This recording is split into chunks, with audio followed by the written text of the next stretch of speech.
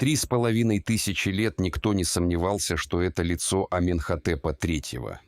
А вот так, по мнению антропологов, выглядел сам фараон. Не похоже? Египетские скульпторы ошиблись? Или они создавали вовсе не портрет? Мы привыкли думать, что египетские статуи изображали людей, но сами египтяне считали иначе. Когда мы смотрим на этих сфинксов, мы видим статуи. Как видел их древний египтянин? Он видел их живыми существами, которые способны видеть его, так же, как он видит их. Он считал, они способны слышать, чувствовать запахи благовоний и вкус подношений. В Египте статуи не были произведениями искусства или портретами фараона. Их создание завершалось особым ритуалом, повторяющим легенду об Осирисе. Скульптор в Египте был не просто ремесленником, который делает красивые изваяния для гробниц и храмов. Для египтян его миссия была серьезнее. Скульптора называли санх, оживляющий. Он создавал не изображение человека, а новое, вечное тело, которое должно было заменить собой бренную плоть после смерти. Тело, в котором сможет поселиться Ка, жизненная сила человека. Просто высечь фигуру было недостаточно. Готовая статуя оставалась мертвым камнем, глухим, слепым, лишенным дыхания, пока над ней не совершался последний и самый важный акт творения.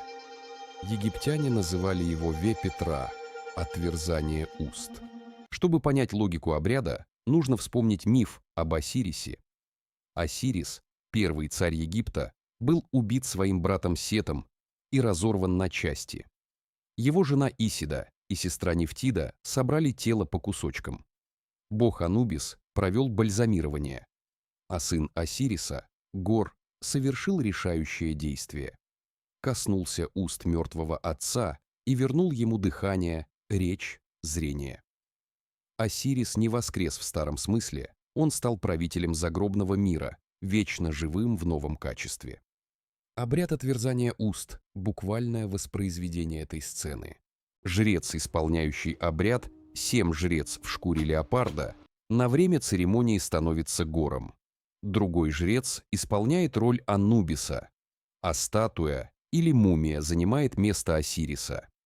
Через это отождествление умерший или его каменный образ получал не просто магическое благословение, он получал участь самого Осириса – вечную жизнь среди богов. Жрецы касаются специальными инструментами глаз, ушей, носа и рта статуи, которая ориентирована так, чтобы ее максимально заливал солнечный свет, он играет важную роль в оживлении. На фресках аккуратно перечисляются инструменты, необходимые для обряда. Самый необычный среди них – псешкеф – нож с раздвоенным концом, напоминающим хвост рыбы или ласточки. Такой нож использовали повитухи для перерезания пуповины у новорожденных. Прикладывая псешкеф к губам статуи, жрец как бы разрезал невидимую пуповину, связывавшую изваяние с царством мертвых. Этот жест помогал разжать челюсти изваяния, чтобы оно могло сделать свой первый вдох и заговорить. Тесла, плотницкий инструмент для тесания дерева, в ритуале получал священный статус. Именно теслом жрец делал рубящие движения в воздухе перед лицом статуи, прорубая закрытые органы чувств. Согласно текстам, прикосновение Тесла открывало глаза и уши, чтобы статуя начала видеть солнечный свет и слышать молитвы. Некоторые инструменты делали из метеоритного железа. Поскольку метеориты падали с небес, египтяне верили, это кости самих богов, обладающие невероятной магической силой, способной прорубить границу между земным миром, где статуя просто камень, и загробным миром, где живет дух Ка. Мы видим, что в обряде использовались одновременно инструменты ремесленника – тесла, резец, и инструменты акушерки – нож для пуповины. Для древних египтян оживление статуи было актом повторного рождения. Камень сначала вырубали, как плотники строгают дерево, а затем заставляли дышать, как новорожденного младенца. Если статуя была живым телом, значит ли это, что у фараона было только одно такое тело? Совсем нет.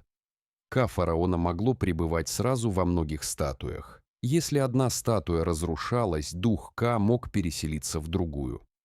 Представленный множеством статуй, фараон мог одновременно присутствовать и принимать подношения в десятках храмов по всему Египту. Если создается новое тело, зачем делать его обычным человеком? Тело фараона могло получить сверхвозможности, объединив мощь льва и разум человека. И это сверхъестественное тело сфинкса могло существовать тысячелетиями, будучи выполненным из гранита. Именно поэтому сфинкс не обязан был быть похожим на Аменхотепа III. Но родиться недостаточно. Для поддержания жизни нужна энергия. Откуда, по представлениям египтян, ожившая статуя получала жизненную силу? Ответ на этот вопрос неожиданно объясняет устройство египетских храмов. Это была первая часть истории. Продолжение уже совсем скоро. Подпишитесь, чтобы не пропустить.